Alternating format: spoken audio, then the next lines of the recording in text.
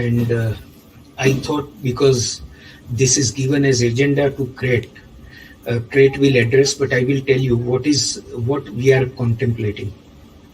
As I mentioned in final CA, in one elective paper, it is open book system now.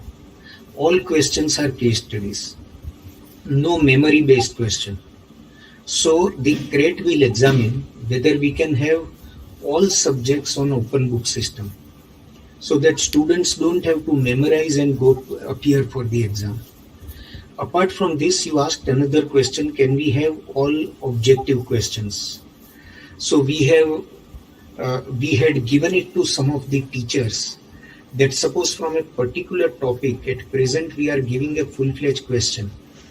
So can we give a paragraph and then ask them to answer 3 or 4 objective questions on the same topic?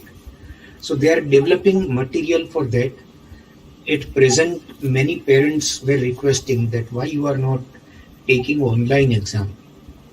But we had meeting with TCS, we had meeting with What Next, another platform, and they said that because so many of your papers are theory, it would be very difficult to keep a watch of the type a supervisor or invigilator keeps in exam.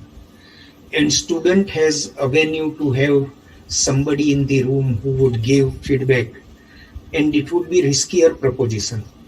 But once you convert your questions into open book system and objective type, then you can have online exams also. So both these options, see, open book system, we are very serious about all these subjects, because memory based learning students have done for years, and now time has completely changed, where it is possible to give them books and ask them case studies.